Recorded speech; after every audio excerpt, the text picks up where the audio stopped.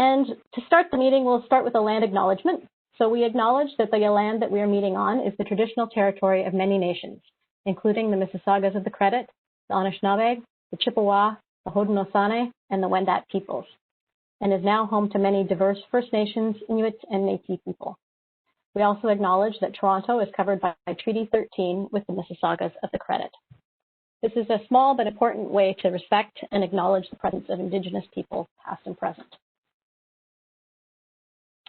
So before we go any further, let's do introductions. So my name is Carla Coley. I'm from a firm called Dillon Consulting, and we've been hired by the city as the independent facilitator and have been working with them since this project started back in 2019 to facilitate the various different meetings that we've had and assist with the consultation. So my role as facilitator is really just to help the meeting run smoothly and to respect the valuable 2 hours that you've given us tonight, and just to remind everybody how we're going to work together in this meeting. During the question and answer portions of the meeting, I will be joined by my colleague Miriam Bart in facilitating those questions. And we will do our best to balance the amount of time we have with the number of questions and try and get through as many of them as we can. And if we are not able to get through them all, we definitely will be reflecting them in the notes of the meeting. So the others on the call as part of the panel, we have Deanna Chornay, Project Manager for City Planning, Christine Ono, Senior Planner with City Planning, Abigail Bond, Executive Director for the Housing Secretariat, and Mercedes Madani, Policy Development Officer, also from the Housing Secretariat. So our agenda for tonight, so we're going to do a little bit of an introduction to inclusionary zoning and give you a project update. Specifically, we're going to have some policy updates related to affordable rental housing definition and inclusionary zoning, and then we'll have a wrap up and next steps. And we will be breaking at points in time in the presentations for questions. So as I mentioned, you can ask questions as we go through the Q&A button or the Q&A function, but there will also be a point in time where we let you know that there's an opportunity to speak to those questions that we see coming in, and also for people to raise their hands. We're going to start, though, just test out our polling opportunity here. So you should see polling pop up on your screen, and we're asking you, where are you joining us from? A, your home, B, your work, C, outside, or D, other. So take the poll by clicking on the answer that you would like to select and then hit submit. And Christine is watching the poll questions, and when she feels we've got most of you in, she's going to tell us where you're all from. I think I have a pretty good guess given the COVID times that we're in and the past meetings that we've had, but let's hear from everybody as to whereabouts you're sitting at this particular time. So we've got about 80 people who've submitted so far, just a couple finishing up their answers.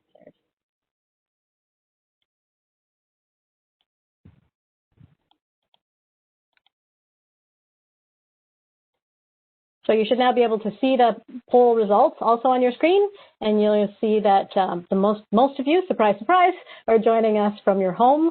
A few of us are at the office, and then there's a number of people who elected not to answer that question. But we really hope that that was an easy task for you, and that you join us for the polling questions. Many of them are, as we go through, are intended to sort of set up the presentation.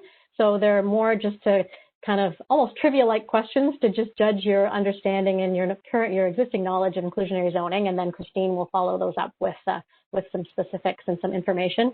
And then there are 2 polling questions near the end that the city is looking for people's feedback on a different way of approaching part of the inclusionary zoning puzzle. So we look forward to people participating in that as we go. And Christine, I'm going to turn it over to you. Thanks, Carla, and thanks everyone for joining us tonight. If we go to the next slide, please.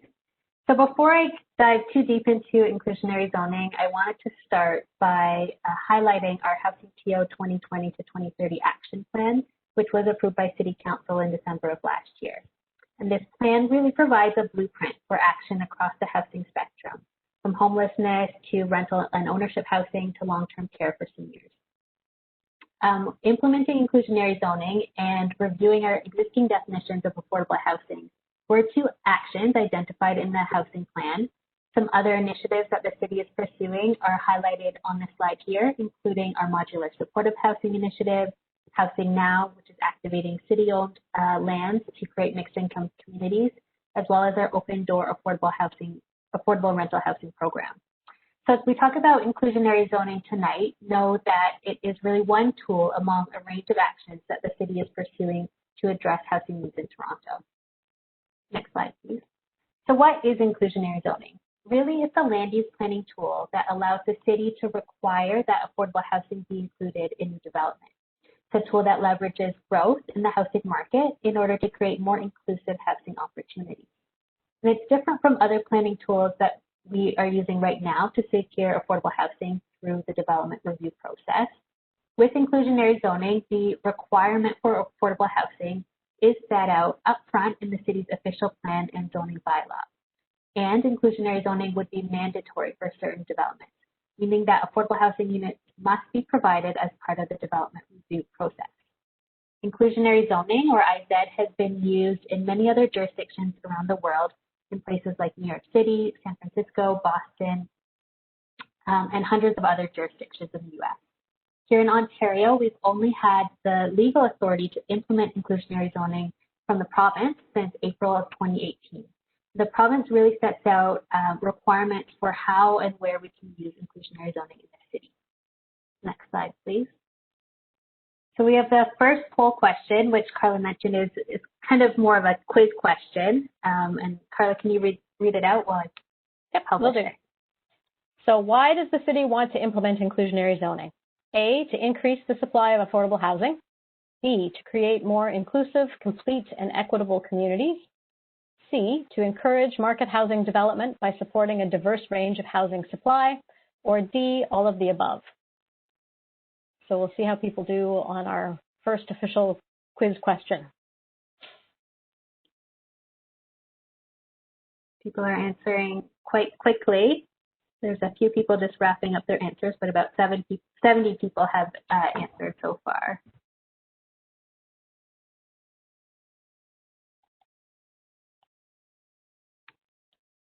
So I'm going to publish the answers. Most of you identified D, all of the above, and that's great that you identified the right answer. So if we go to the next slide. Really, all three of them are key principles for Toronto's inclusionary zoning policy and key principles that we see from most other jurisdictions who have used inclusionary zoning. The first one is obvious. We hope to increase the supply of affordable housing. Secondly, we want to create more inclusive, equitable, and complete communities. And thirdly, we want to continue to encourage market housing development by supporting a diverse range of housing supply. Inclusionary zoning is a tool that depends on market development to deliver affordable housing. The policy will only be successful in creating affordable units if market development is taking place.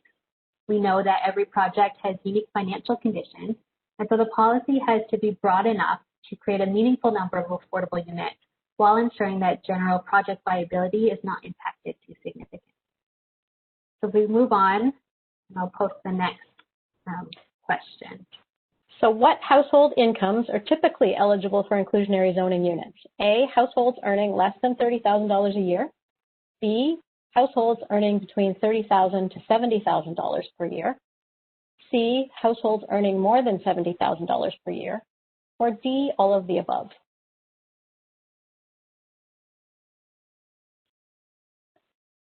So again, this is sort of a preamble to the information that Christine is going to be providing in the next few slides, but it's interesting to see what people's thoughts are.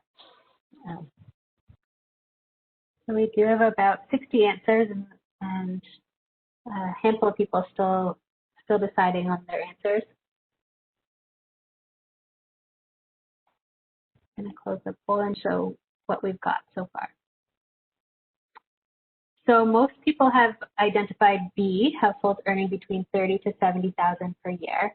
And that's really the right answer for what household incomes inclusionary zoning units typically are targeted towards.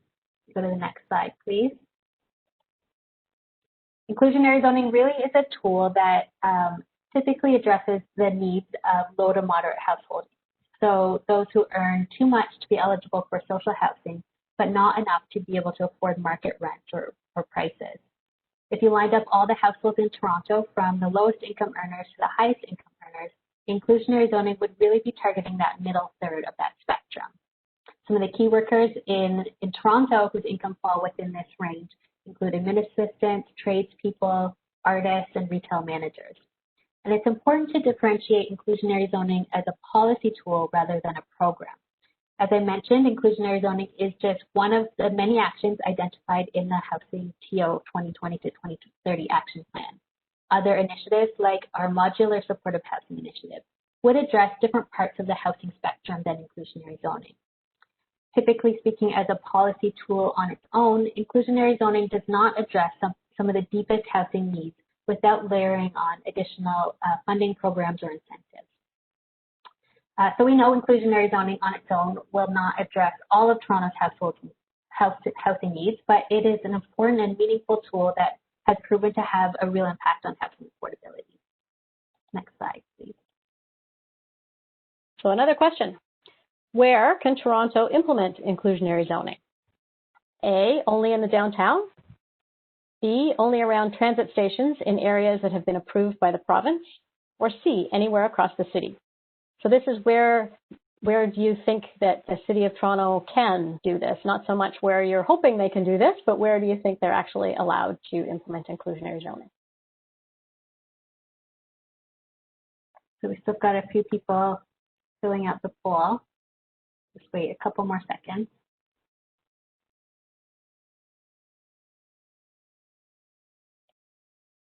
So it looks like most of you have identified B, only around transit stations in areas that have been approved by the province, and that is actually the correct answer.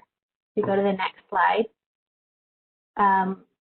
So the province actually limits where Toronto can implement inclusionary zoning, only to what's called protected major transit station areas or areas that have been ordered by the province. So what are these PMTSAs, or protected major transit station areas? They're generally those areas within 500 to 800 meters around a transit station. Here in Toronto, we have 180 plus transit stations across the city, and they're identified as those dots on the map. But before being designated a protected major transit station area, the city has to undertake a detailed planning framework that's approved by the minister. This framework includes delineating the boundaries of that area, identifying permitted uses, as well as minimum densities. So each protected major transit station area has to have a planning framework that's approved by City Council and approved by the minister or the province. We do have a work plan program for Toronto, which includes estimated timelines for bringing forward our work on transit station areas. And the map on this slide here shows that transit station areas will be brought forward in 3 phases between now and 2022, with the phasing informed in part by where we want to implement inclusionary zoning in the city.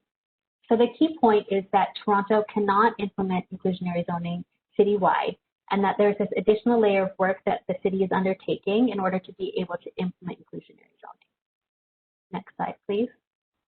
So since we started consulting on IZ, we've heard some concerns that this tool might have the unintended consequence of increasing the cost or the overall cost of housing, because developers will just pass on these costs to other home buyers.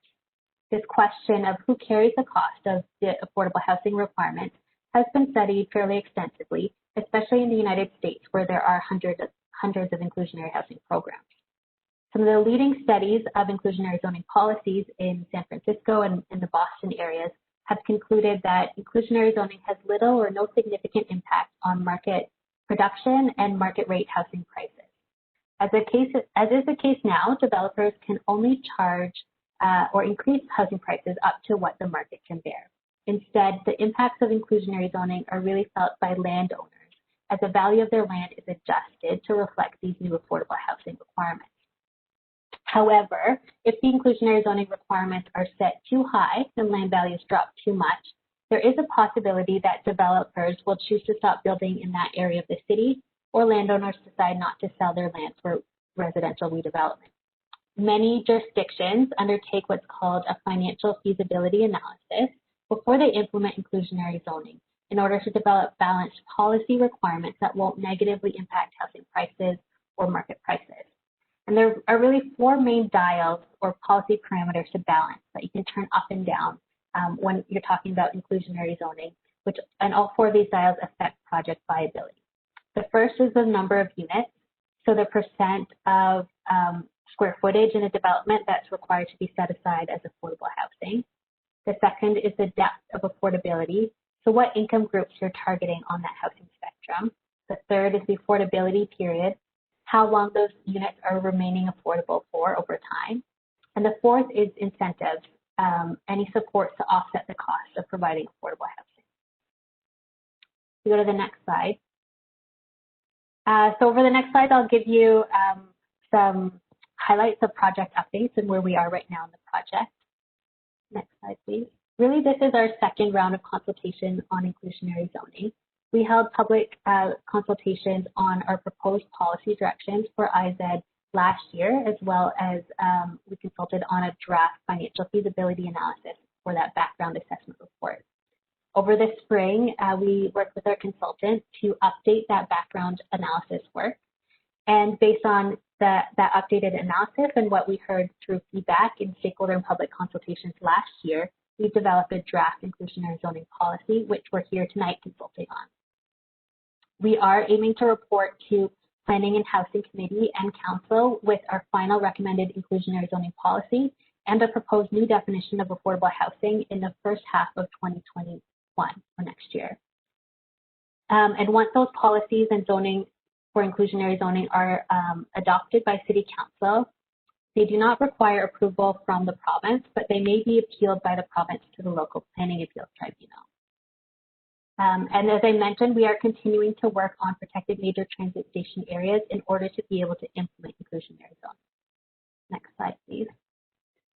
So as I mentioned earlier, we did consult broadly on our proposed policy directions for inclusionary zoning last year.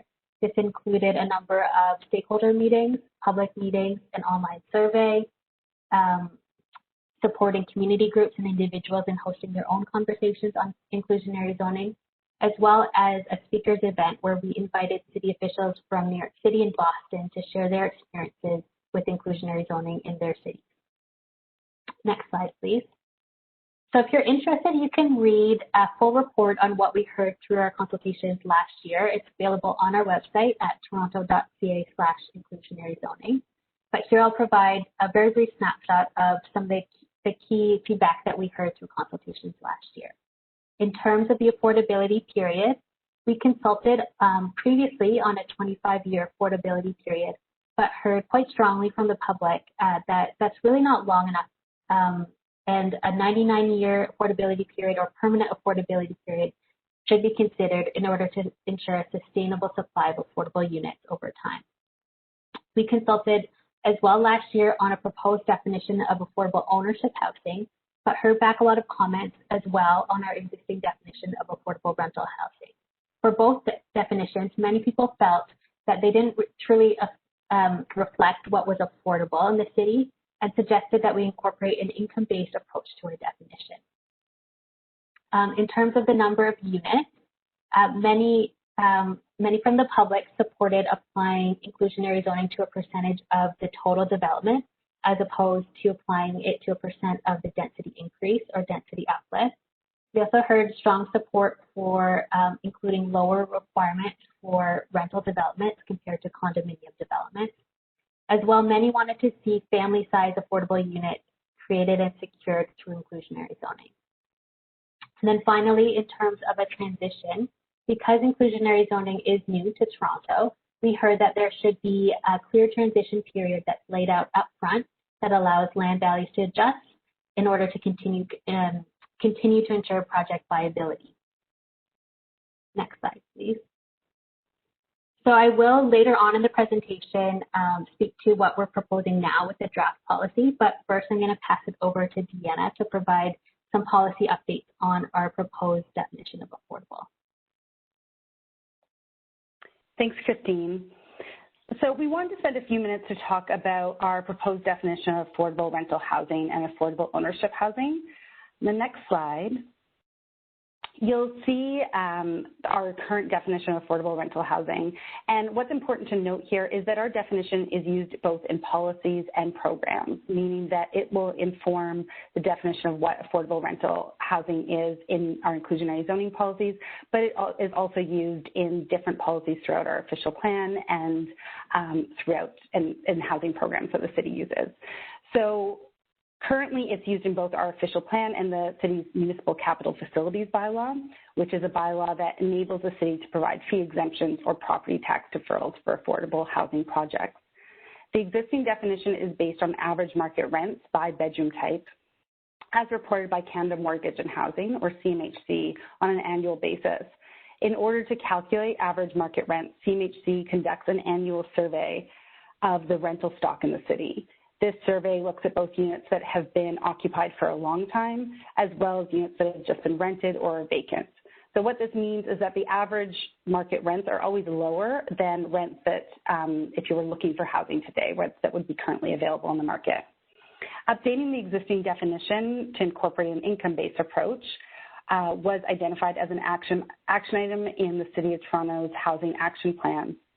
And the proposed definition that we're going to talk about tonight is intended to better respond to the needs of low and moderate income households by setting rents at the least expensive of what is affordable to low and moderate income households or average market rents.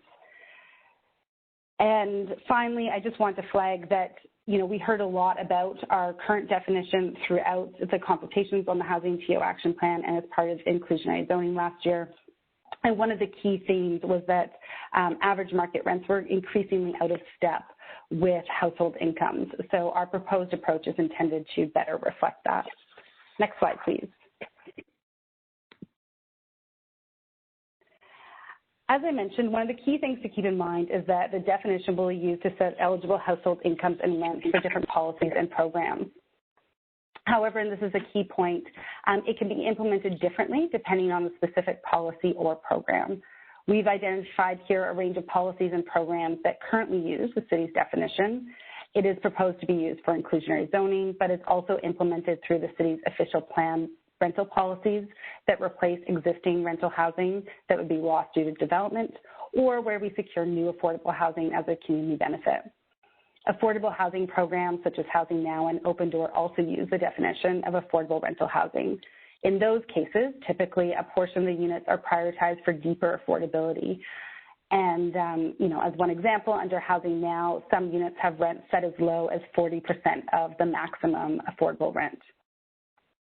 We don't yet know how the definition will be implemented in different programs. However, we will continue to prioritize deeper affordability wherever possible. Next slide. So we know that rents have risen at a significantly faster pace than income over the past 20 years, and this has been particularly true over the past 10 years. The black line on this graph represents median renter income.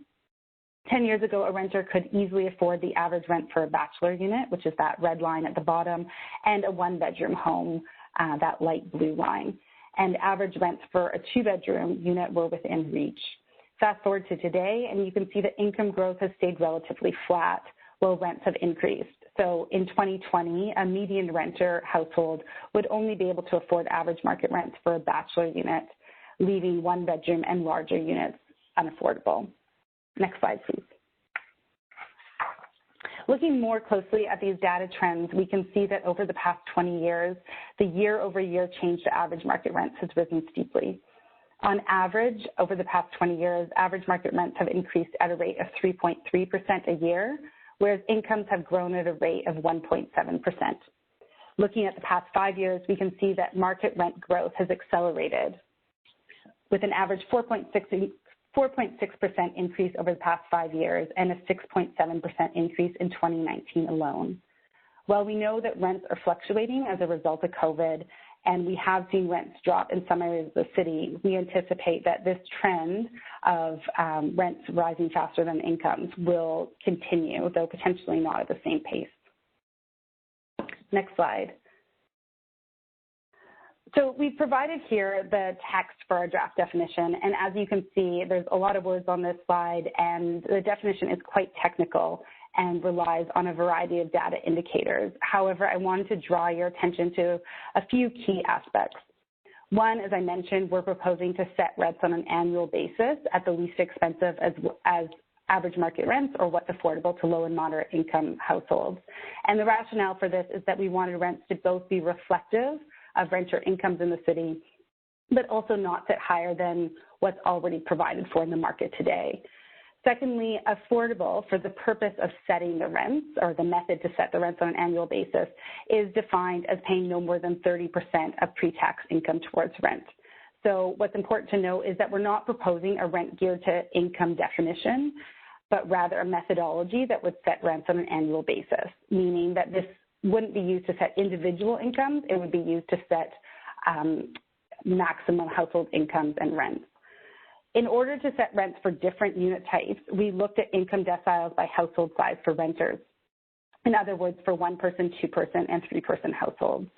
And finally, we defined low and moderate incomes as between the 20th and 50th percentile of income for bachelor units and the 30th to 60th percentile of income for one-bedroom, two-bedroom, and three-bedroom units.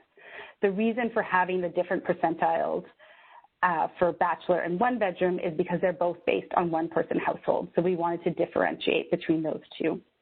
Finally, I just wanted to highlight that this approach of setting rents at the least expensive between income and rents is also used in our provincial policy statement, or PPS, and the PPS is our broader planning framework that the city relies on to set planning policy and what we need to conform to in terms of any definition. Next slide, please. So this next slide gives you a sense of what kind of rents we would be securing under the proposed definition for 2020.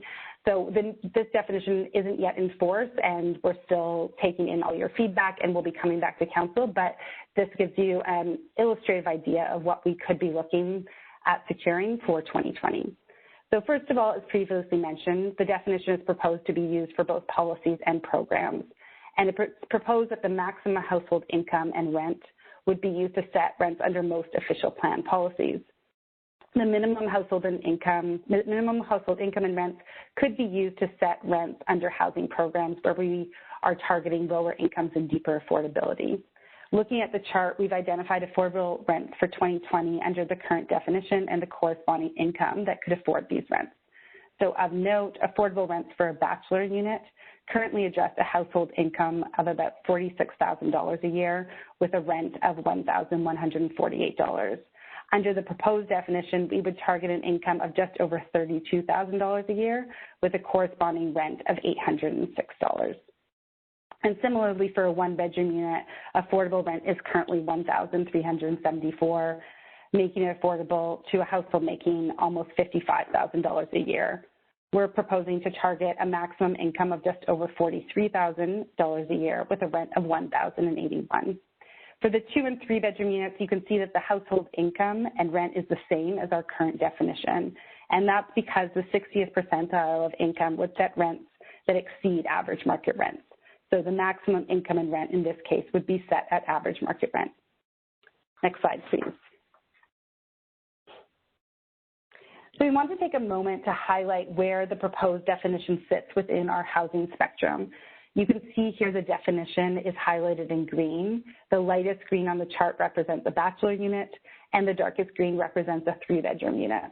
By way of comparison, we looked at income supported by rent geared to income housing, Housing Now, asking rents as surveyed by CMHC, and condo asking rents using Urban Nation data. You can see that our proposed definition will not provide the same depth of affordability as rent geared to income housing, however, provides a slightly broader affordability range than Housing Now. In comparison, asking rents for purpose-built rental units and condo rents far exceed the proposed definition and do not address the needs of moderate income households. Looking at sample professions that would be supported by the proposed definition, bachelor units would be affordable to a grocery store salesperson, one-bedroom rents to an early childhood educator, two-bedroom rents to a dental assistant or carpenter, and three-bedroom rents to a registered nurse. Next slide, please. Finally, we're also proposing to amend the existing official plan definition of mid-range housing so that we would have two mid-range rent bands. This is essentially a technical policy change that will allow us to continue to secure rental replacement units at similar rents. So the first rent band would be between the new affordable rent, the maximum new affordable rent, and 100% of average market rents. And the second rent band would be between average market rents and 1.5 times average market rent. And this is consistent with our current definition in our official plan. Next slide. Finally, I wanted to just briefly highlight some of the work we're doing on our affordable ownership definition. This definition was consulted on as part of our first phase of consultation on inclusionary zoning last year, and also uses an income-based approach to set rents with the objective of meeting the housing needs of low and moderate income households. So we've identified here the 30th, 40th, 50th, and 60th percentile for all households, whereas our affordable rental definition, we're looking at just renter households, where this is renter and owner households. I anticipate that we'll be making further refinements on this definition based on the feedback we received on our affordable rental housing definition, and we'll be bringing this definition back to Council next year for consideration. Next slide, please. So we have a little bit of time for questions. I don't know what's been coming in through the chat, but I'll turn it back to Carla. Great, thanks. Thanks, Deanna and Christine. So we're going to spend a few minutes just talking about any questions people might have related to this definition of affordable rental housing. So as noted on the screen, you can use the Q&A function to submit your questions, or if you wanted to speak, then use the raise hand button at the bottom right hand of your screen, and there is an opportunity to raise your hand. So I'm going to start with one question that was asked electronically, and then I do see that there might be a raised hand as well. So the first question is, why doesn't affordable housing also include those below $30,000? So maybe, go ahead, Mercedes. Yeah. Okay, thank you. So thanks for the question. I just want to clarify that what was mentioned in the presentation earlier was the range of incomes that inclusionary zoning will be able to address. That doesn't mean all of our affordable housing programs are targeting that income level.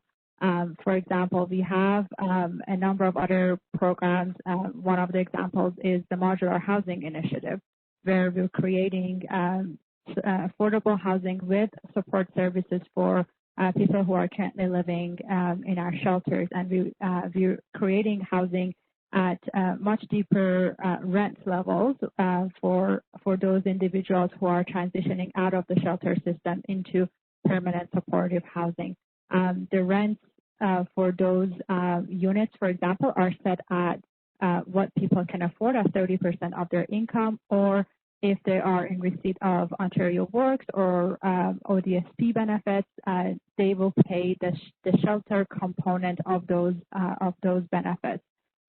So again, just clarifying and summarizing that inclusionary zoning is only one of the tools that we use, or we aim to use, we hope to be able to use to create affordable housing, but there are other programs that are already in practice and will continue to use them to create housing that's affordable for lower income households, including those who make less than $30,000 a year. Great, thanks, Mercedes. So just a reminder too, we're going to move over to those who've raised their hand. If you're on the phone, then you can raise your hand by using *3 on your phone, and that should raise the hand, and we're going to turn it over to Miriam, and she'll identify who she's going to take off mute. Just a quick reminder though, just if we have, as I said, about 115 people on the line, so if you can keep your question to one and keep your questions and comments short, that would be helpful so we can get through as many as we can. Miriam. Great, thanks, Carla. There are currently 3 people with their hands raised. So up first, we will Lauren C. Oh, sorry, they're all moving around. Okay, Lauren C., I will unmute you now. Feel free to ask the question. Yes, hello. I'm wondering why inclusionary zoning is only within transit stations, like with why it's only within that radius. Great, thanks, Laura. Thanks, Lauren. I can answer that question. It's Christine here. So the province actually limits where the City of Toronto can implement inclusionary zoning to only around transit stations. They're the ones that came up with that limitation. And so you'll have to kind of ask the province why they've limited it to that. My sense is that they want to encourage affordable housing in areas where we expect to see most development happening in our city around transit stations. Thanks, Christine. Miriam, we can take another one on the phone. Okay, perfect. Up next, Raymond Miller. I will unmute you now. Feel free to ask your question, Raymond. Okay. Hello. Hi, Miriam. I hope everything is well with you. But my question was, is this going to be applied to also in areas such as in the Weston area, where there's also, like, I think they're building up a GO station near the 2460 and 2450 buildings? Yeah, that's a great question, and maybe I'll put a pause on it because in the next part of the presentation, I'll describe what areas this will apply to, and we'll have a map showing what areas it applies to, and so I'll address it then. Perfect. So that's like affordable housing and everything, right? This is for the inclusionary zoning policy. I'll explain where it will apply. Perfect. Thank you so much. Great. Thanks, Raymond. I think I'm going to go to a couple of the questions that people have typed in. So seeing that you are proposing a wide range of definitions of affordability, how will the city ensure that new affordable units are targeted towards communities with higher needs? Will the city prepare a plan and targets in advance? Mercedes, that might be for you. Yes, I can start answering that. Thanks for the question. And yes, as part of the Housing TO plan, the city has a target of approving 40,000 affordable rental homes by 2030. 18,000 of those 40,000 are targeted to be affordable housing with support services. As part of, under that 18,000, we also have a target of allocating at least 12,000 of those supportive housing units to people who are experiencing homelessness or are at immediate risk of homelessness. And the main purpose behind that target is to be able to eliminate chronic homelessness by 2030. And again, I mentioned modular housing. Modular housing is one of the options or one of the ways that we can achieve housing that's affordable for people who are transitioning out of homelessness into supportive housing. And then we also have another 6,000 supportive housing as a target to be approved for people who might not be experiencing homelessness but would also need support services in addition to affordable housing. For example, our seniors or people who have physical or developmental disabilities. So again, we are hoping that 6,000 out of those 18,000 supportive homes will be able to help those individuals. And then we also have another 22,000 affordable rental homes that would be affordable to a wider range of households, including students, including seniors, our essential workers, and people who are making basically up to $70,000 a year. And that's where inclusionary zoning can really help us to achieve those units. But we also, as I mentioned, have targets around helping those who are most at need right now. Thanks, Ms. Shady. So there is a couple of questions in here and a comment here that suggests there may be some opportunity or maybe a need to make the definition a little bit easier to understand. I think Deanna did introduce it as being very complex. And there's a number of questions that sort of suggest that people agree with the fact that it is complex. One that maybe we can solve quickly here is that it says the definitions use both the terms income and earnings. Example, households earning between the X and Y percentage income. And I think there's just a question as to what's the difference between income and earnings and why use both of those. Deanna? There's really no reason we're using those separately or two different terms. Really, we're talking about looking at income by different household sizes for the entire city of Toronto. So we use Statistics Canada data for that. And when I talk about how much a household earns versus what their income is, that's the same. Okay, great. And then just maybe one other quick question before we move on, and then we can come back to some of them. Will the affordable units that are identified through these definitions be the same size and quality as other units?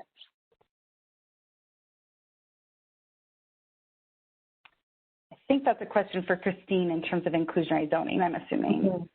Yep, so that's a great question, and we'll get more into the draft policy in a minute, but what we are proposing as part of the inclusionary zoning policy is to develop these implementation guidelines, where we typically secure affordable rental units now through the development approval process using our existing tools like Section 37. We make sure that they're kind of functionally the same as the market unit, so that they have common entrances, they have access to the same amenities, they have they have a kitchen and with cabinet. So those are all areas that we would establish in our implementation guidelines. Great, thanks, Christine. I'm going to pass it back to you, Christine, to continue on with the presentation. Just for everyone's awareness, we will have another opportunity moving on to ask further questions. Great, thanks, Carla. So over the next few slides, I'm going to give a summary of what we're proposing now with the draft inclusionary zoning policy. And as Carla mentioned, we'll have time for questions after that. So one of the key changes from our proposed policy directions last year is that we're now proposing that these affordable units secured through inclusionary zoning stay affordable for 99 years. And it'll be 99 years from the date that that unit is first occupied. In terms of the number of affordable units required in the development, we are proposing different requirements for condominium and rental development. So a condominium development would be required to set aside 5 or 10% of the total development, the total square footage in the development as affordable housing. And this would depend on what area of the city that development is located in. A rental development would be required to set aside either 2.5 or 5% of the total development as affordable housing. And we'll dive deeper into how we've established these percentages later on in the presentation. Next slide, please. We're proposing that inclusionary zoning would apply to development that are proposing at least 100 or more units and at least 8,000 square meters of residential gross floor area, and if it's located in the downtown and central waterfront area. And inclusionary zoning would apply to developments proposing at least 140 units and at least 10,000 square meters of residential gross floor area in other areas of the city. And our intention with setting these thresholds was to exempt most mid-rise developments from inclusionary zoning requirements, because we know that project viability can already be challenged with these types of projects. You may have seen other jurisdictions apply inclusionary zoning to development with as low as 10 units or 20 units. In these other cities, cash in lieu of affordable housing is typically available as an option. So instead of providing a unit in the development, the developer is able to provide cash to the city instead of the affordable housing. Here in Ontario, the province does not allow us to accept cash in lieu of affordable housing. And so that's one of the reasons why you see those higher thresholds that we proposed. We're also, in terms of the geographic application, we're proposing that inclusionary zoning would apply to those protected major transit station areas. As we talked about, that's a requirement from the province. And as well, we're proposing that inclusionary zoning would apply to areas that we're calling strong and moderate market areas of the city. And if we go to the map on the next slide, you can see the strong market areas for inclusionary zoning shown in dark gray on the map. And this includes areas within the boundaries of the former city of Toronto, North Toronto, Southwest Scarborough, Scarborough City Centre, Don Mills, York Mills, and South Etobicoke. And there are 2 moderate market areas on the map that are shown in pink hatching. This includes Etobicoke Centre and the Upper North Yonge Corridor. And we've established these strong and moderate market areas based on our consultants' analysis and our own analysis of 5-year trends in housing market data. And these are the areas of the city where we think an inclusionary zoning policy and those affordable housing requirements will continue to ensure project viability for development. These are the areas of the city that have experienced the greatest amount of new housing supply, significant price escalation and growth in rental prices, and are also generally areas of the city with the highest proportion of households, renter households spending more than 50% of their income towards rent. So within these strong and moderate market areas, inclusionary zoning would apply to those areas generally within 500 to 800 meters around a transit station. We're not proposing that inclusionary zoning would apply outside of those gray and pink areas. So for instance, the Weston is not included on this map. And this is because our analysis shows that the land markets currently are not strong enough to support those affordable housing requirements. However, we're proposing that these areas will be reviewed after 3 years, so more areas of the city could be captured by the inclusionary zoning requirements over time. If we go to the next slide, we have another poll question. Okay, great. So over the past 5 years, what percentage of residential units proposed or under construction were located in inclusionary zoning strong and moderate market areas? A, 55%, B, 65%, C, 75%, or D, 85%.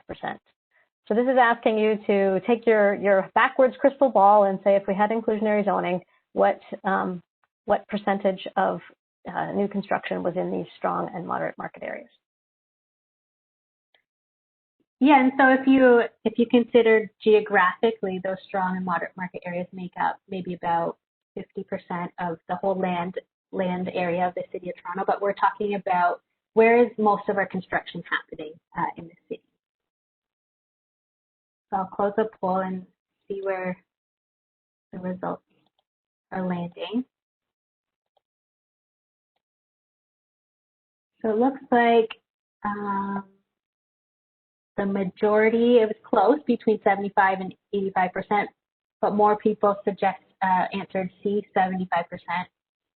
And that's actually the correct answer. So over the past 5 years, about 75% of residential units proposed and residential gross floor area proposed in projects were within these strong and moderate market areas. So really these areas where we're expecting to apply inclusionary zoning would capture the majority of new development occurring in the city. Go to the next slide and the next polling question that Carla can read out. So question 6, what percentage of residential units in the development pipeline are in projects with less than 140 units and located near transit stations? A, 7%, B, 12%, C, 15%, or D, 19%.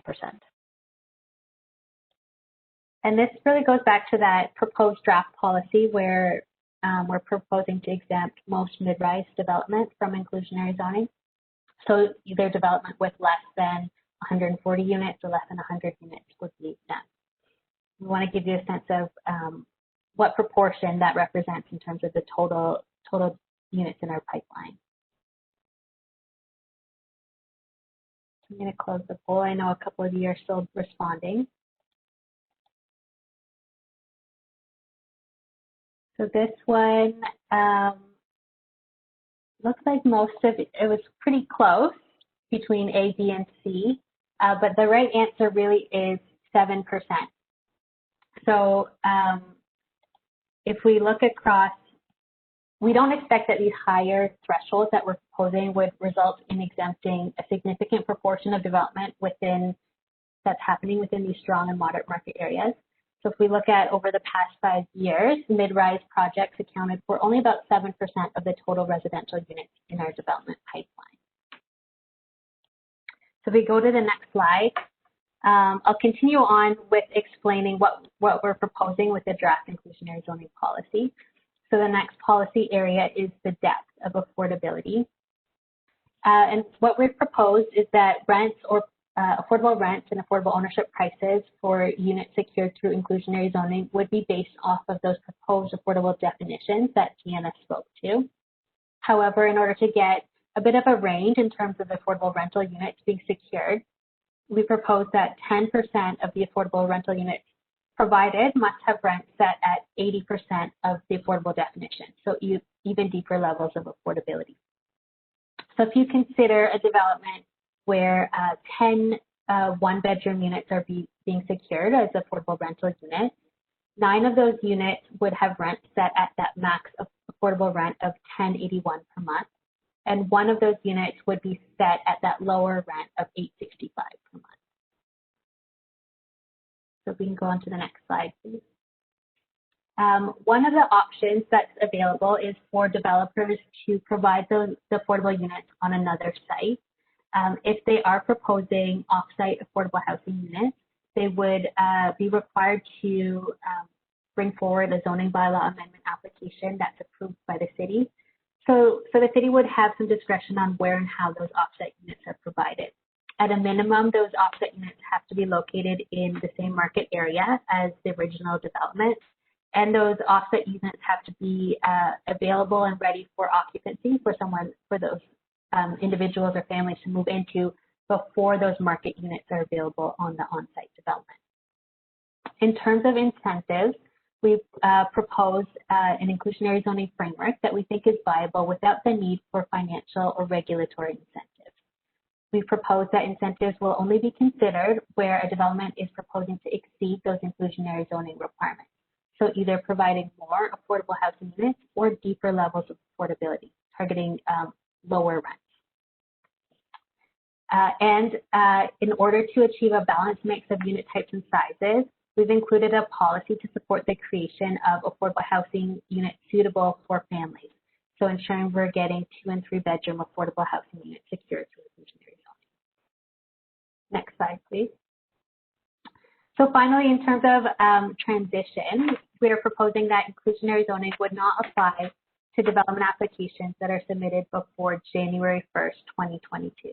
This is really to formalize what we expect to be that transition period resulting from that provincial limitation or that restriction for inclusionary zoning applying only to protected major transit station areas. After this date, so after January 1st, 2022, inclusionary zoning could only be implemented in those protected major transit station areas approved by the minister. So really the province has can impact when we implement inclusionary zoning in 2 ways. The first is they could appeal our policies to the local planning appeal tribunal. And secondly, implementation, as I mentioned, really depends on when those protected major transit station areas are approved by the province. Go to the next slide and the next polling question. So question 7, when do we expect the first inclusionary zoning unit will be built and ready for someone to move in?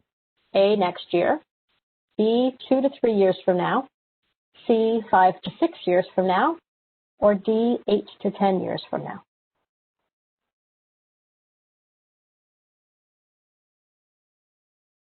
So this is another crystal ball that everyone can dust off their crystal ball and look into the future. So we've got about 70 people responding.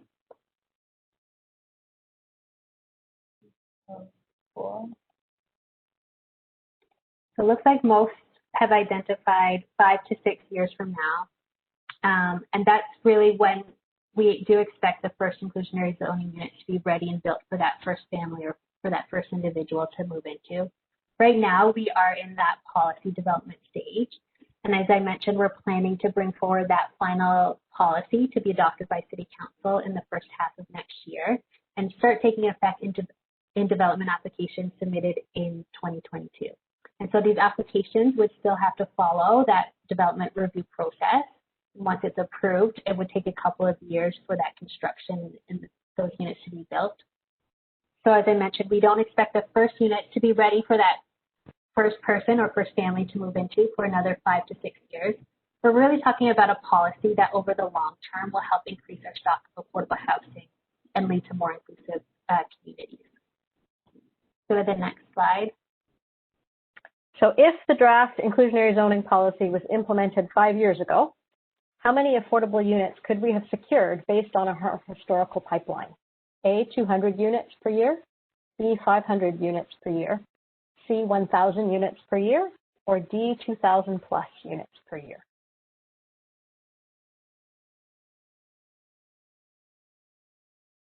So this is our backwards crystal ball, thinking about what happened in the past.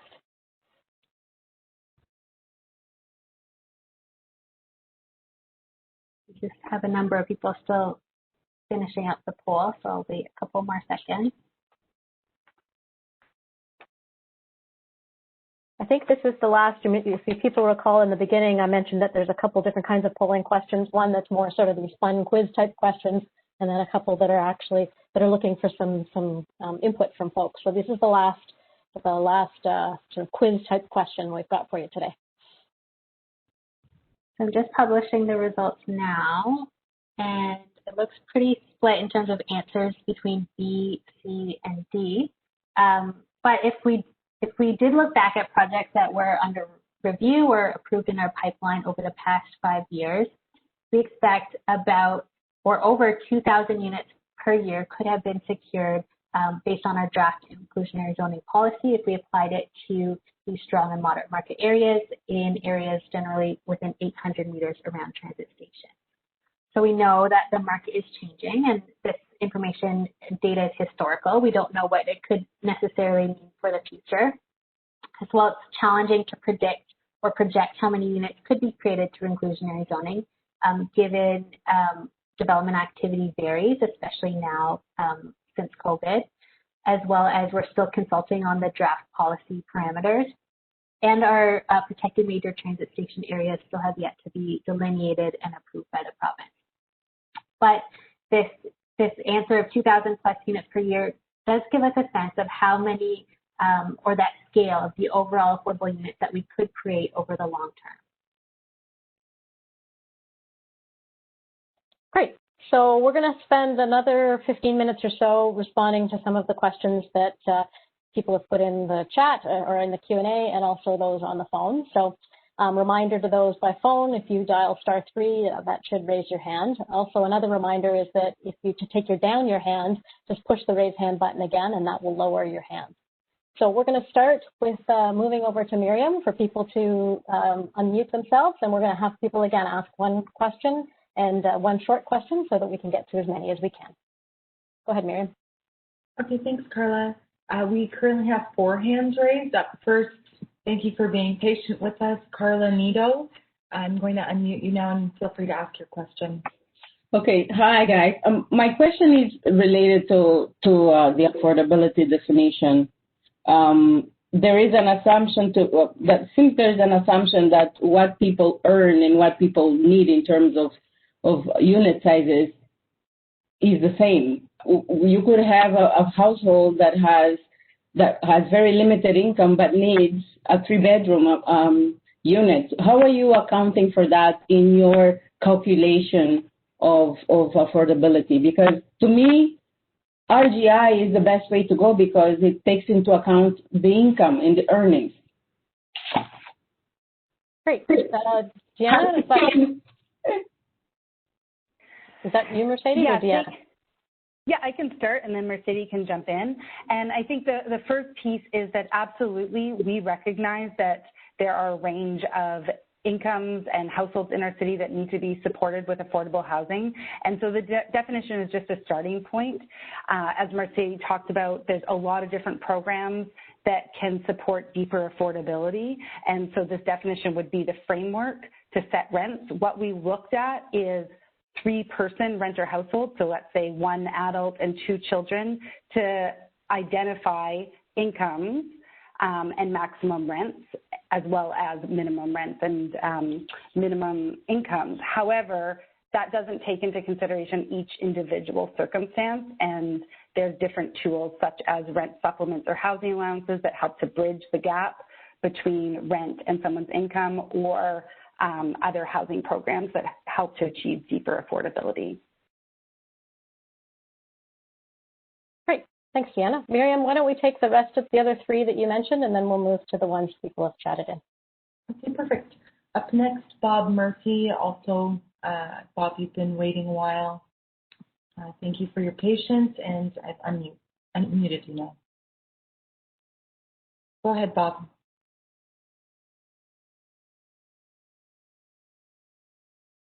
Bob Murphy, your hand is raised. If you'd like to speak. I've unmuted you now. Maybe we can, oh, you there, Bob? Bob just muted himself, so we will move to Ivy. I'm going to unmute you now. Go ahead. Hi there. Thanks so much for hearing my question. I have a question about the process as it relates to addressing the province's requirement to only build or only allow inclusionary zoning around these major transit stations. I certainly feel, and I know a lot of others do as well, that we need affordability across the city, and I'm sure city staff are aware of that too.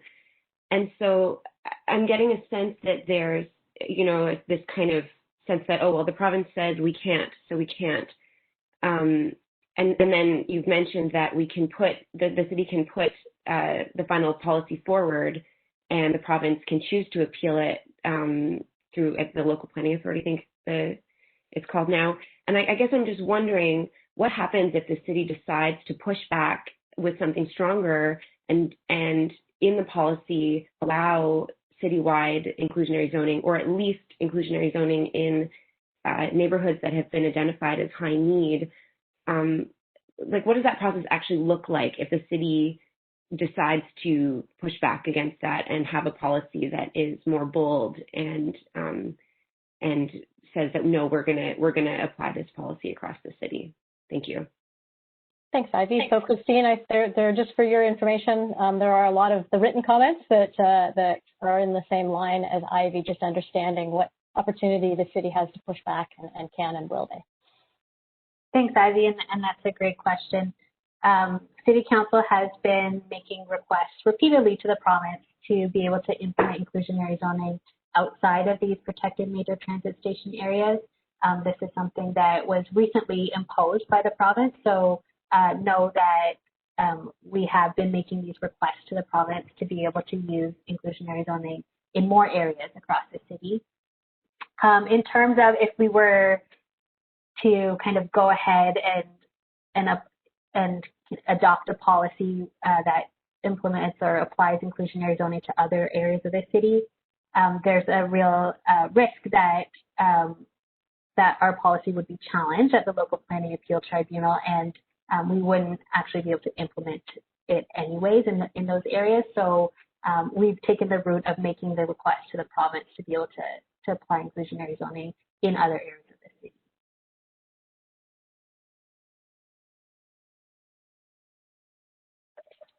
Okay, and one more question from the phone, Scott NG. Actually, there are two more hands, but Carly, you mentioned just three for now, seeing if there are so many in the chat. So Scott NG, I've unmuted you now. Thanks for taking my question. Inclusionary zoning is definitely something I've been waiting a while to see implemented as a tool in Toronto. As I've been aware of its use in many other cities, as you referenced earlier in this presentation. I'm just curious as to what consultation was made with some of these other cities where I believe the minimum requirements for affordable housing are a bit more ambitious than what's been laid out here, closer to maybe 20 to 30% in some cities versus what's been proposed in this draft. Thanks, and that's another great question. I will, in the next part of the presentation, go a little more in depth through how we came up with those percentages. But I'll mention to your comment about have we, consulted with other cities on their inclusionary zoning frameworks. We have, as I mentioned, held a speakers event last year where we brought in city officials from New York City and Boston to talk about their inclusionary zoning policies. If you're interested, there's a recording of that event online. It's available on our website at toronto.ca/inclusionary zoning. We've also talked with the City of Montreal and some other leaders in inclusionary zoning in the United States.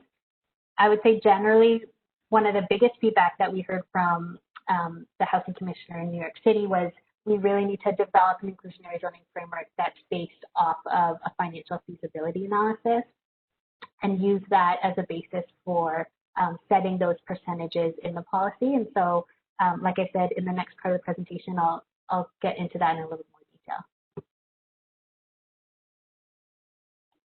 Okay, great.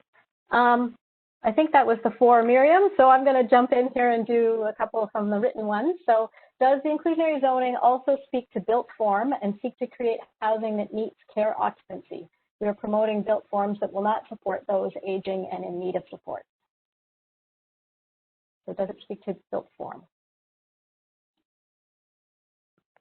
So I'll mention that as part of our implementation guidelines, one of the comments that we've heard through other consultations is about including accessible affordable units through inclusionary zoning, and that's something that we hope to address through our implementation guidelines, and that the inclusionary zoning units would at least not meet the building code requirements for accessible units.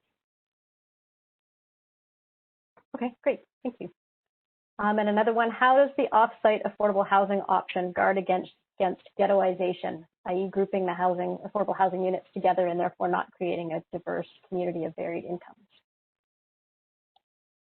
That's a great point. And so one of the requirements for off-site development, it has to be located in another market area where inclusionary zoning is applied. So if those affordable units aren't included in that initial building, it will be included, in other areas where inclusionary zoning is required. And as I mentioned, off-site units will be approved at the city's discretion. So that's something we would look out for as we're reviewing and approving applications for off-site units. Great, thanks, Christine. There's a question here about the federal national housing strategy target of 2,400 units for individuals with developmental disabilities, and how does inclusionary zoning address this mandate? I know you did speak about accessibility already, so I'm not sure if there's more to add for this one.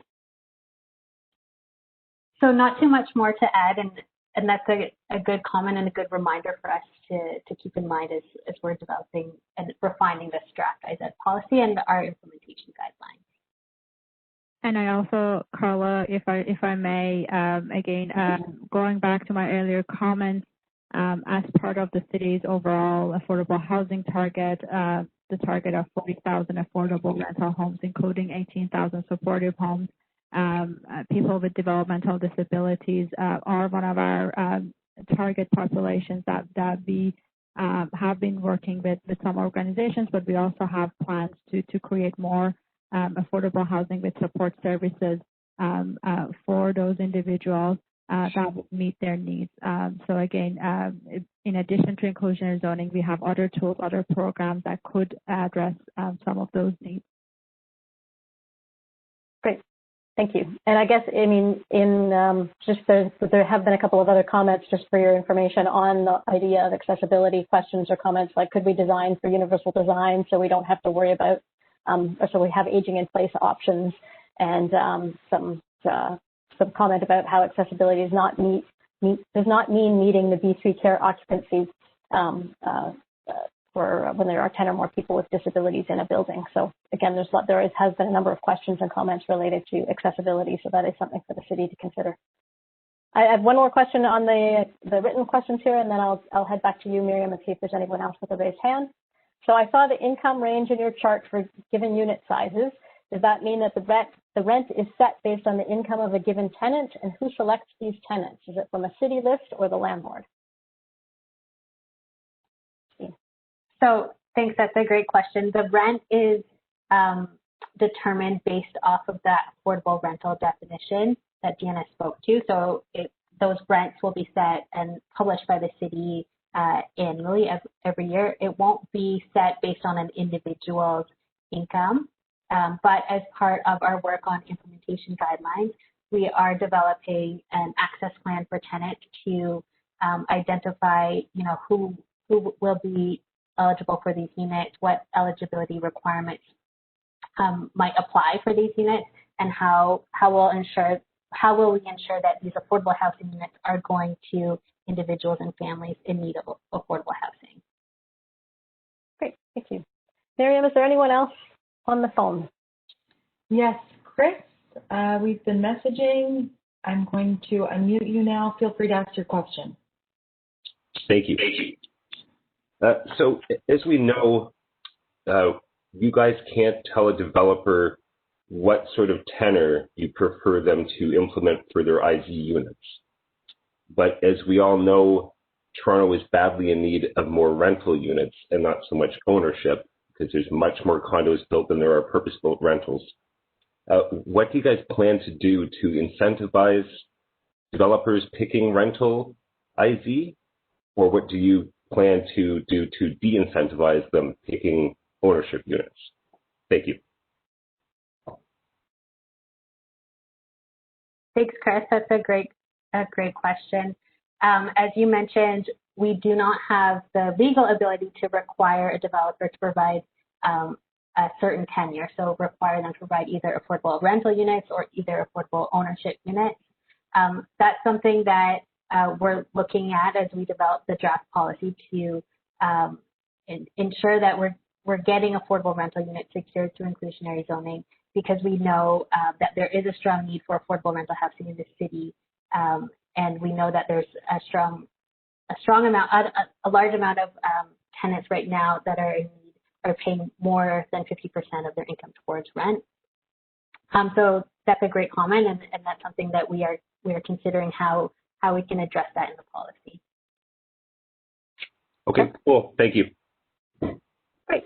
Christine, I think this is a good time to continue on with the presentation. And just for everyone's information, there is a last segment where we'll be reviewing more of the questions that we received online and more that people can provide it to us verbally. Great. So if we can go on to the next slide. I did want to take some time, as I mentioned, to dive a little bit deeper into our financial impact analysis and the proposed set-aside rates or percentages of affordable housing we're proposing to require through inclusionary zoning. So to start, as I mentioned, we had our consultants update our financial impact analysis in the spring of this year. And the purpose of this analysis is really to evaluate the potential impacts of inclusionary zoning on Toronto's housing market and the financial viability of development. And this is a type of analysis that many other jurisdictions use and develop in advance of implementing their inclusionary zoning requirements. So we had our consultants test 11 market areas across the city with specific policy parameters. So we asked them to test either 10 or 20% of the total development to be required to be affordable. We assumed that the affordable units would be secured for a period of 99 years and that the affordable rent would be set at 80% of average market rent. And that's a little different from those proposed affordable definitions that Deanna spoke to. And that's because we knew that we were looking to change our affordable definition, but hadn't landed on that approach yet. So we used 80% of average market rent as kind of a proxy for our evolving approach. And so this analysis looked at impacts on land values.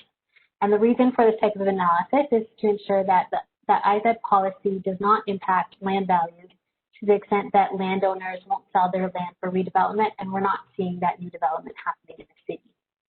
For each market area, we looked at both a condominium development and a purpose-built rental development. So if we go to the next slide, here I provided a snapshot of what the analysis showed for our test of a condominium development where 10% of the total development is set aside as affordable housing for 99 years. Here we can see that all of our 11 market areas tested were found to support development viability of that 10% requirement. However, if we look at impacts to land values, it varied across the different areas. Some areas saw a 10 to 20% impact to land values, while others saw a 30 to 50% impact. We go to the next slide. So we also tested these requirements with a 20% inclusionary zoning requirement. With these parameters, we can see that some of the market areas started to drop off. Etobicoke Center, Weston, Finch West all became challenged. And the areas that are showing viability, like Stockyards Junction, Young Eglinton, North York Center, the downtown Toronto West and Golden Mile, land values were impacted by 30 to 50%. Scarborough Center in particular is also showing viability. However, impacts land values were impacted greater than 50%. Go to the next slide. So we also tested these same inclusionary zoning requirements for a rental development. We can see that the analysis shows purpose-built rental developments continue to be challenged compared to condominium developments. The market areas where viability is challenged are shown in orange. So with a 10% inclusionary zoning requirement, places like Finch West, Young Eglinton, Scarborough Center, Golden Mile were all showing that project viability would be challenged. We go to the next slide, please. If we increase the inclusionary zoning requirement even higher to 20% of the total development being set aside as affordable housing, we can see that it was found to be challenging in 9 of the 11 market areas that we tested. So these are just some quick snapshots of the results of our consultant's financial impact analysis. If you're interested in reading through the full report, which I would encourage you to do, it's available online on our website. Next slide, please. So this analysis was done in the spring and based on the best information available at that time, but we recognize some important updates that need to be made before we bring forward our final inclusionary zoning policy. This includes updating the analysis to consider how COVID-19 has impacted the housing market. We also want to update the analysis to include the final community benefits charge framework, which was released by the province in September, and it changes some of the assumptions that our consultants use. As well, we want to update the analysis to reflect our proposed new definition of affordable housing. Next slide, please. So here again is our current proposal for the number of affordable rental units we're proposing. As we talked about, we had our consultants test higher IZ requirements of up to 20%, and some of the market areas continue to support supporting viable developments at these higher requirements, even though land values were impacted significantly. And so our draft inclusionary zoning policy was developed with 2 key considerations in mind. The first is that we developed this policy in the summer in the context of significant fluctuations in the housing market and some ongoing uncertainty around how COVID is impacting the market. And secondly, our consultants advised that requiring a high inclusionary zoning requirement out of the gate could potentially act as an impediment to new residential development. So there's this concern that if the requirements are set too high up front before the markets have time to adjust, developers will choose to build in another area of the city with lower or no affordable housing requirements, and it will be even longer before we see these mixed income communities created through inclusionary zoning. So we want inclusionary zoning to be a successful tool, and we know that policy will only be successful in creating affordable units if market development is continuing to take place and be viable. Next slide, please. So recognizing that we still have some work to do to update our analysis and reconsider those percentages that we proposed in the draft policy, we have gotten some initial feedback that the IZ policy should require a higher percentage of affordable units. And so we wanted to spend some time to open up this conversation with you about options for getting us to those higher percentages. So I've outlined some on this slide here. The first option we could consider is to create a very strong market category where even higher percentage applies in areas that show the strongest viability. So if we think back to those slides with the consultant's analysis results, there were some areas of the city, like in the downtown, which continue to show strong viability even at those higher set-aside requirements. And so we could create that moderate market area, strong market area, and a very strong market area category with those different levels of requirements.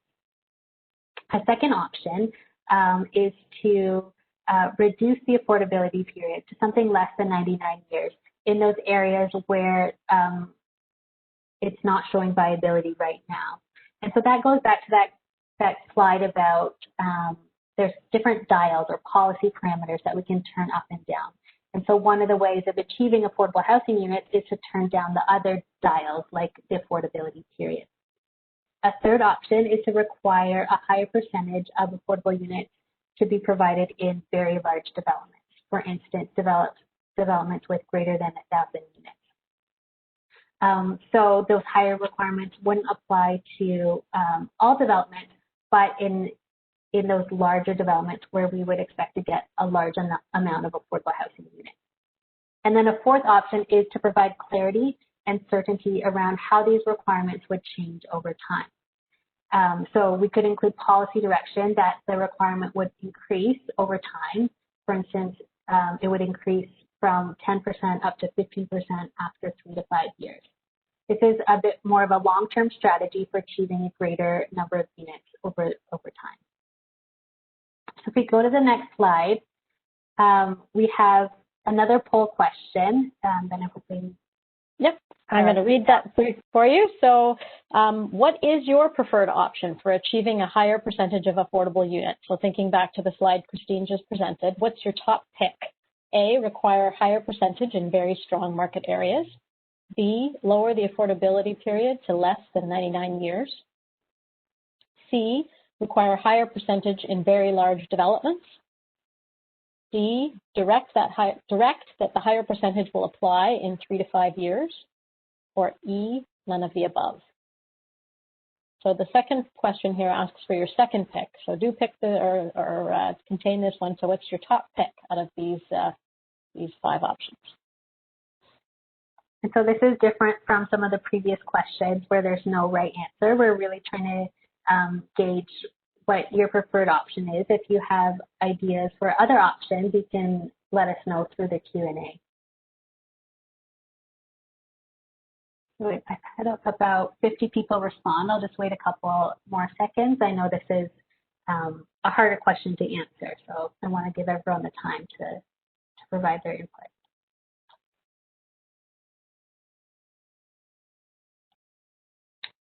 Christine, just for your info, when you're thinking about how people are responding, we have about 100 people online right now.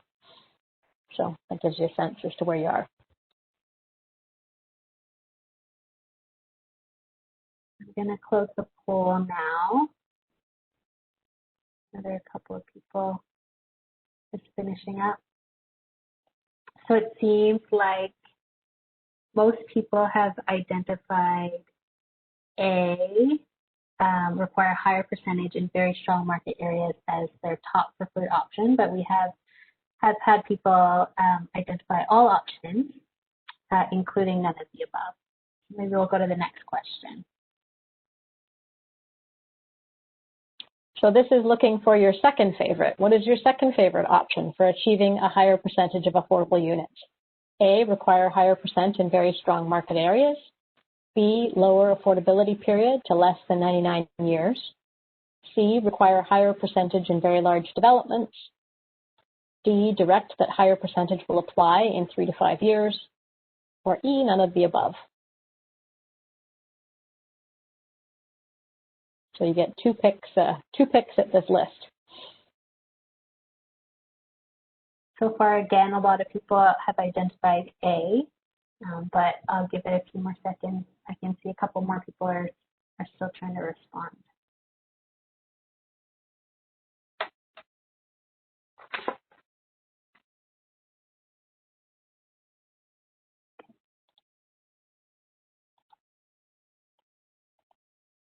So I'm publishing the results now. Actually, it looks split this time between A, require higher percentage in very strong market areas, and C, require a higher percentage in very large development.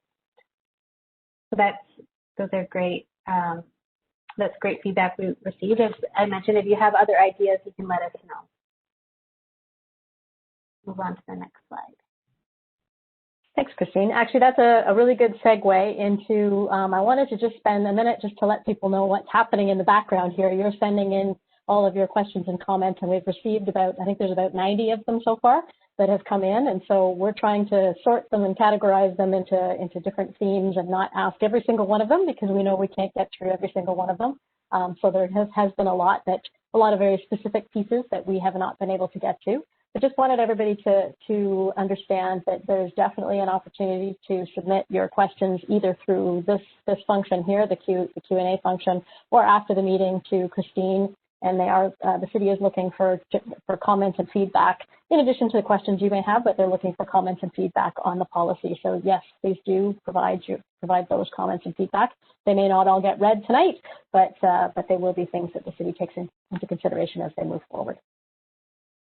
So on the idea of comments and themes, Christine, certainly coming out of that survey, or maybe even before the survey, those last two questions happened, there seems to be a number of comments that suggest that the idea of a higher percentage, some suggesting 30%, some suggesting 40%, or reflecting on the idea that other places in North America are up to 40%.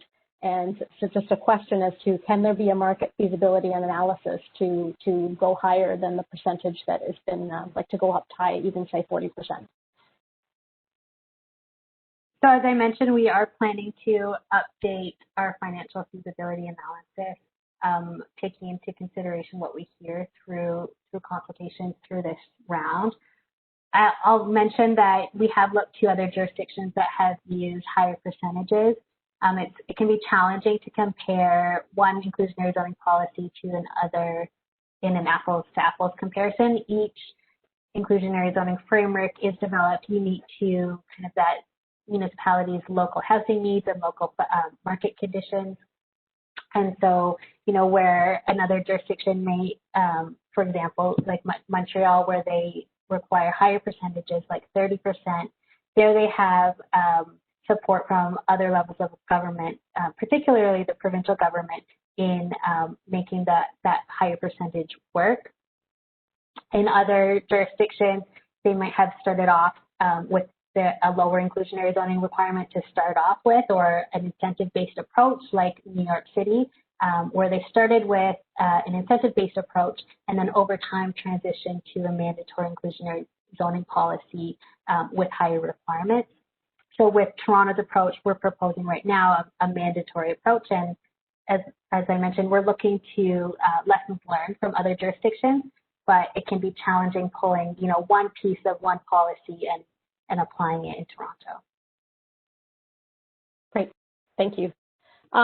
So there was you mentioned the word incentives, so I'm flipping up to a couple of questions that came through on incentives. And there's sort of two questions. One of them is, how will the city incentivize rental options, rental IZ options? And I know we've talked a little bit about that before. And then there's also a question about, in regards to incentives for building affordable housing, will there be a threshold set for how many additional units, deep affordable housing units, are provided, and how will incentives be regulated? That's a great point on incentives, and that's something we anticipate that would be addressed in our inclusionary zoning implementation guidelines, where we do have other program incentives for affordable housing, for example, through the Open Door program. There is a program guide which outlines, some minimum requirements that must be met for incentives to be provided, and maybe Mercedes can jump in on what those are for the affordable Open Door program in particular. I know Mercedes was having some technical challenges, so I'm not sure if she's back on or not. She may not be back on with us at this point in time. So maybe we can loop back to her after. Okay, perfect. There is a question. It's Abby here. What was the question? Could you repeat the question? Maybe I can answer it. I'm just scrolling back up to the question. So I was question. thinking that you could speak to some of the program guidelines for the Open Door program in outlining, how the city, or in what circumstances the city provides incentives for affordable rental housing. Yeah, so the Open Door program, we issue a call regularly. We have a call right now which encourages people to bring forward their projects to us that include affordable housing. And we offer kind of fee waiver around some of the costs of kind of putting in your application, and also property tax waiver over the life of the project, depending on whether you're eligible, whether you meet the kind of length of affordability that we're looking for, and also the term.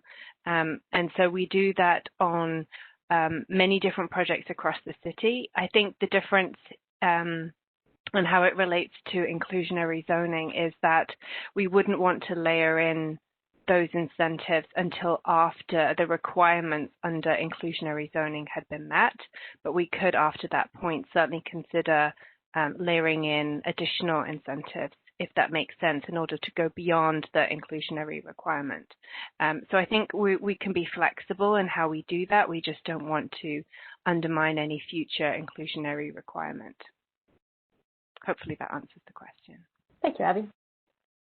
So, Christine, I was just thinking back to the question of the percentages and what percentage of development what percentage should be considered affordable. And there definitely is a lot of commentary here about that suggests that there's some support for that extra strong market area, suggesting that there could be and should be places where it can be 10 to or 20 to 30% in areas that are super strong in the city. So just a piece of commentary from those who are participating with us that there seems to be support for that in the comments that we've received so far.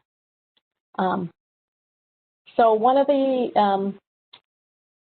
the questions here is there's a question sort of about transition time, and a number of questions came in, another big theme from the comments that everyone provided related to transition, and sort of that commentary that if we don't expect the effects to kick in for another 5 years, shouldn't we be doing more now because it's so far in the future and we need inclusionary zoning now? That was one of the comments.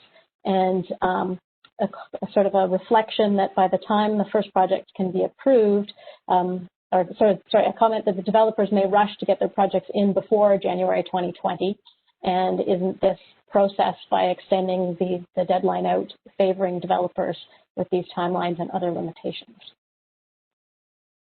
So can we do more now, or shouldn't we do more now? And is this process of timelines favoring the development community so they can rush in and get their developments approved? So on that first question, as I mentioned, we are proposing to review the policy after 3 years and review that financial feasibility analysis in order to hopefully be able to capture more units or more areas of the city through inclusionary zoning over time and potentially increase the number of units that we're requiring.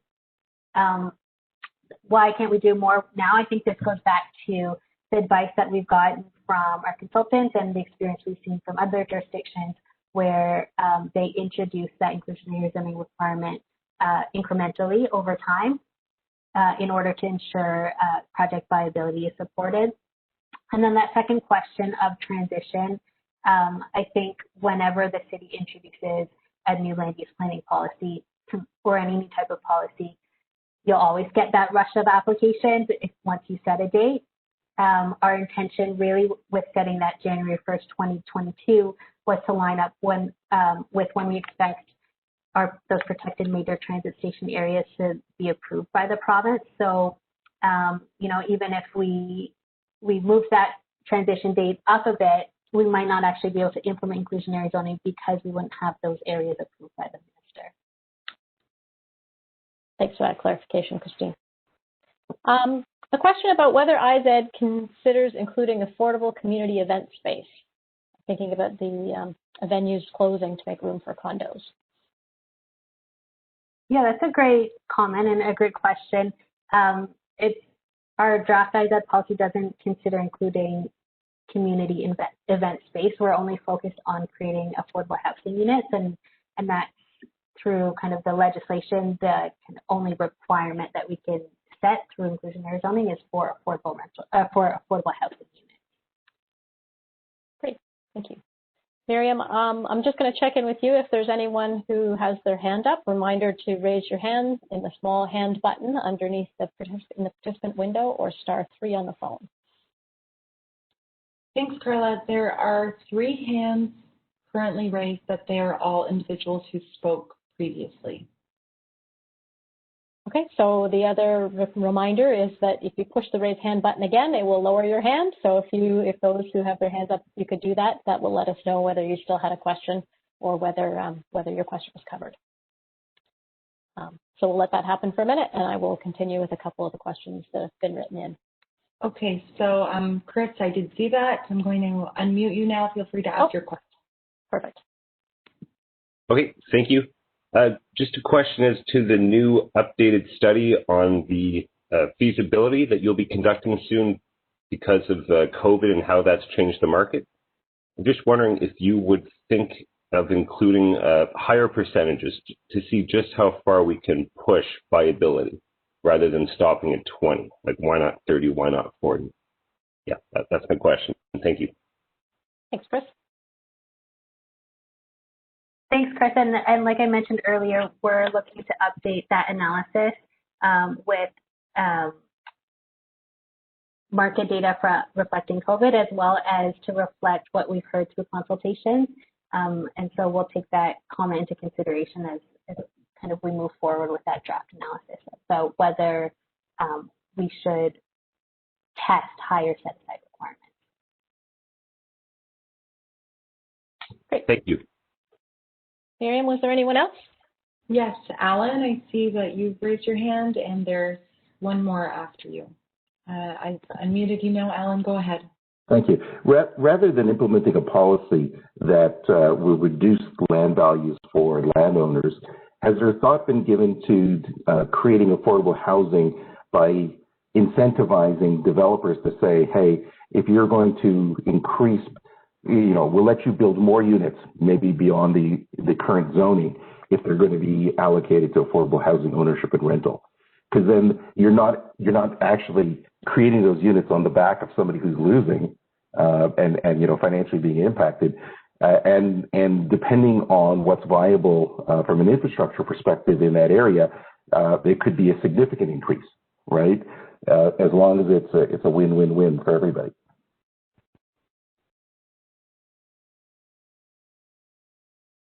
So thanks for that question. And that's an approach that we have seen in some other jurisdictions where they offer density bonuses or density increases in exchange for affordable housing requirements through their inclusionary zoning policy. We're not proposing any additional density bonus being offered beyond what's considered good planning, taking into account our existing policies in our official plan. And partly this goes back to that PMTSA requirement where inclusionary zoning is only being implemented in those areas around transit stations where there have been significant public investments and where we need to establish that detailed planning framework in advance. I'll just add that we do use sort of an incentive-based approach right now through our Section 37 policy, where in exchange for additional heightened density permissions, we negotiate community benefits such as affordable housing. But really, we want to shift this framework to a mandatory approach where these inclusionary zoning requirements, these affordable housing requirements, are mandatory. And maybe if I can add to that, Christine, that we also have, as Abby mentioned earlier, we have a program called the Open Door Program, which provides other financial incentives to help create affordable housing in areas across the city. So again, not only restricted to major transit areas, but everywhere in the city where there is a residential development happening, there is an option to use some of our financial incentives like exemption on development charges, building permit fees, planning application fees, and property tax exemptions to incentivize inclusion of affordable housing in a residential development. So we've been using the Open Door program over the past 5 years, and we'll continue to do that over the next decade, in addition to inclusionary zoning. Great, thank you both. Miriam, I think there was another person with their hand up.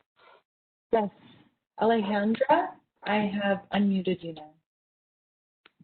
Oh, hi everybody. Thank you for hosting this. But I'm a little bit lost with the question. My question was about the density, because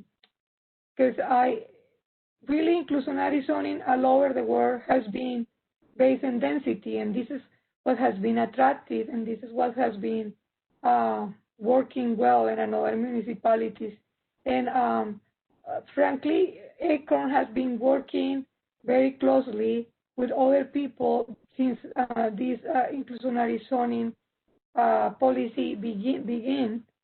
And so I don't understand when we change the density? When the city say no density? Because until I understood, we were having considered the density, because it's really difficult without the density to attract developers. This is why probably the developers have been advocated strongly against IC, but IC always has been something that you add the density so everybody wins, and the city no has to even invest $1. Okay. So I'm a little bit lost here or confused. Okay. Great. Thanks. Maybe Christine, if you can clarify that, whether there has, when were things changed, if things have been changed to decide that this is not related to the density uplift. Hi, Alejandra. Thanks for your question, and it's good to hear from you.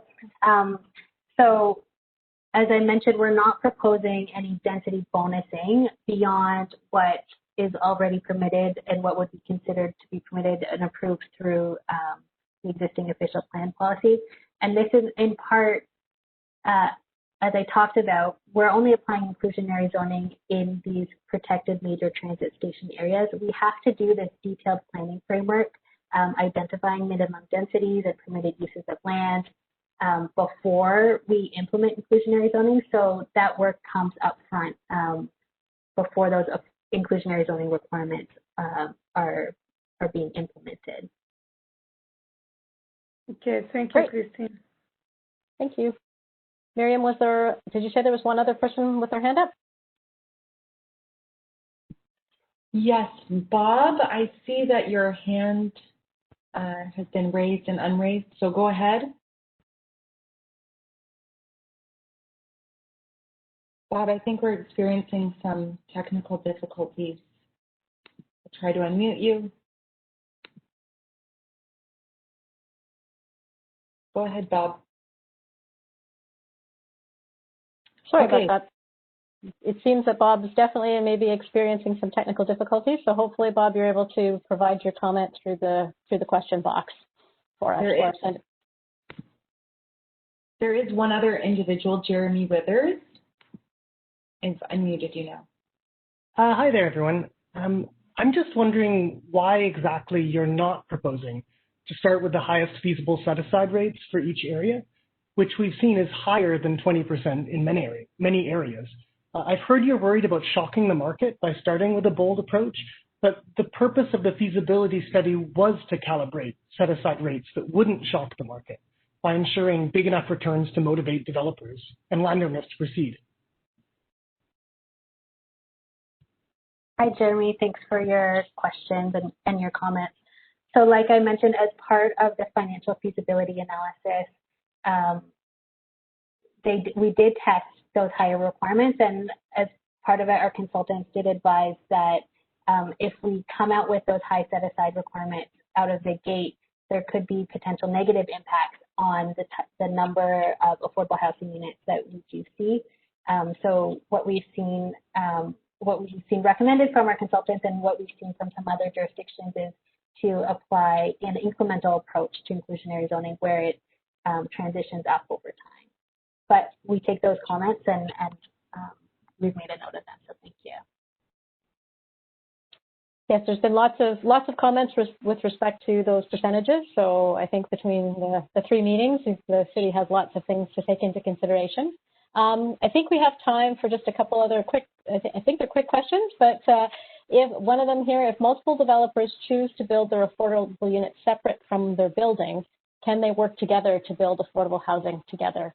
And do the affordable housing units have to be in buildings with market units?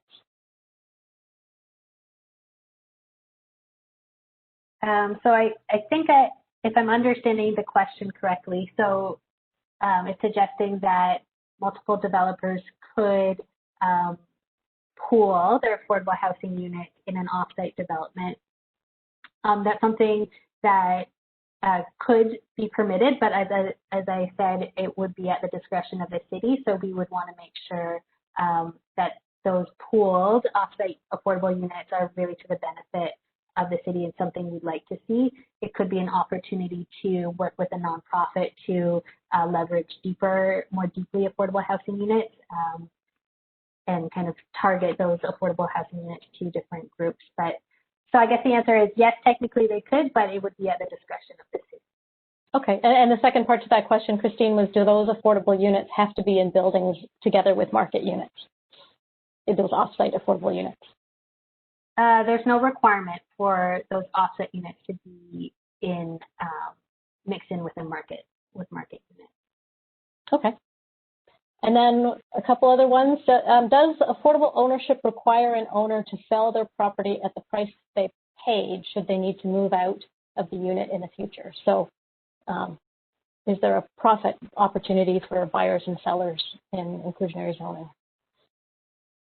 So with the affordable ownership units, those units would still have to remain affordable over the 99 years. So when that initial family or individual wants to sell that unit, there would be restrictions on how much they sell it for. With the affordable ownership units secured through inclusionary zoning, we're looking to secure partnerships with nonprofit housing developers able to ensure that affordability over the long term for those ownership units. Similar to our experience right now, where we've secured affordable ownership units in market development as part of our Section 37. Great, thank you. And then a somewhat related question, that curiosity maybe, or just what percentage of those in need of affordable housing are actually seeking ownership? Is that a piece of information that we know? So maybe I can provide a little bit information there. Thanks for saying. So I can't speak to the percentage per se, but when we talk about our housing system in the City of Toronto, we look at it as a housing continuum. So everything from shelters to social and affordable housing, all the way to affordable rental, and market ownership housing, they all need to be there within our housing system to make a healthy housing environment for our residents. Over the past 10 years, even before the Housing Teal Action Plan, we had programs to help create affordable ownership units in partnership with nonprofit and private housing organizations for people who would like, again, have a low income but would like to be able to own their home. So we think that there should be an opportunity for people across the housing continuum, regardless of their income.